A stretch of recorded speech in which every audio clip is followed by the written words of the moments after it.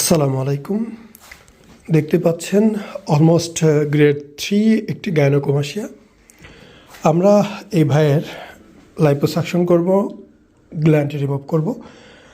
মুখ্য বিষয় হচ্ছে যে আমাদের অনেক জায়গায় আমরা দেখে থাকি তারা শুধুমাত্র এইটুকু জায়গাতে কাজ করে, যার ফলে এখান থেকে স্কিন কেটে বাদ দেওয়ার চেষ্টা করে, বাট এতে রেজাল্ট কিন্তু ভালো আসে না।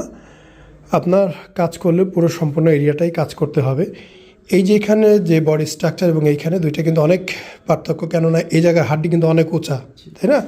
তো এই হাড্ডিটা উঁচা, আমরা এই পর্যন্ত লাইপোসাকশন করবো, একদম এই পর্যন্ত পুরো এরিয়াটা, পুরো যে সারাউন্ডিং এরিয়াটা আমরা এই পর্যন্ত গলার নিচ থেকে শুরু করে পেটের এই উপর পর্যন্ত পুরো জায়গাটা লাইপোসাকশন করে সব ফ্যাট বের করে তারপরে গ্ল্যান্ডটা বের করব।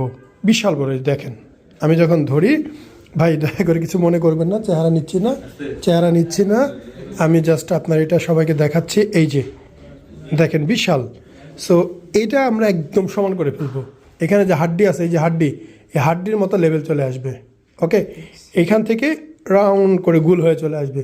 এখানে তো আর কিছু বের হবে না, আপনি ফিল করতে পারেন এখানে হাড্ডি মাংস যে, এখানে কিন্তু বের হওয়ার কিছু নাই, সামান্য একটু চর্বি। মেন হচ্ছে এইটা নাকি, এইটা মেন। এই যে মাংস, এই যে এগুলো সব এখানে কিন্তু পাতলা হয়ে, দেখেন এখানে যে আমরা পাতলা, এইখানে মোটা, তার মানে এখান থেকে বেরোবে, এখানে আরও মোটা, এখান থেকে আরও বেরোবে। আমরা আপনার এই পর্যন্ত কাজ করে দেবো ইনশাল্লাহ, কিন্তু এই যে বগলের তলে পিঠের চর্বি, এগুলো কিন্তু আপনার ফেলতে হবে, কারণ এইটা হচ্ছে গাইনোকোমাসিয়া সার্জারি, তো সম্পূর্ণ বডি না। এই যে এখান থেকে শুরু করে এই পর্যন্ত পুরো সমান হয়ে যাবে। এবং আরও একটা বিষয়, এখন এই ব্রেস্ট বড়, এই সাইডটি কিছু মনে হয় না বা দেখতেই পারেন না, হাতে কিন্তু তার শরীর দেখতে পারে না কানের জন্য, জানেন এটা? তো আপনার যখন এই গাইনোকোমাসিয়াটা সমাধান হয়ে যাবে, তখন মনে হবে এই জায়গাটা ফোলা। এই জায়গাটা হয়তো আমরা কিছু কমাইতে পারবো, কিন্তু বাড়ার তো কোনো কারণ নাই, আমরা তো কিছু ভরতেছি না। হ্যাঁ, নর্মালি স্যালাইন থাকবে, 1 সপ্তাহ 10 দিনে শুকায় যাবে, বাট এই জায়গাটা তখন বেশি দৃষ্টিতে আসবে। আপনি যখন মুখের দাড়ি কেটে ফেলবেন, মনে হবে আমার মুছগুলা বড় বড়, মুছ কেটে ফেলে দাড়িগুলোর দিকে চোখ যাবে, এরকম। যখন ব্রেস্ট না থাকবে তখন এখানে চোখ যাবে।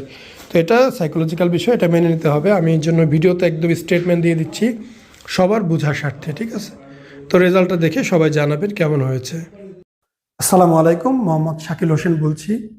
2017 সাল থেকে আমরা গাইনোকোমাসিয়া নিয়ে নিয়মিত কাজ করছি এবং ভিডিও প্রকাশ করছি। এই চ্যানেলে যারা নতুন এসেছেন, আপনাদের কাছে অনুরোধ থাকবে আমাদের এই চ্যানেলটি আপনারা ভালোবাসা দিবেন এবং সাবস্ক্রাইব করবেন। এবং যারা অলরেডি সাবস্ক্রাইব করেছেন তাদেরকে অসংখ্য ধন্যবাদ। আপনারা কমেন্টের মাধ্যমে আপনাদের মতামত জানাবেন। ধন্যবাদ।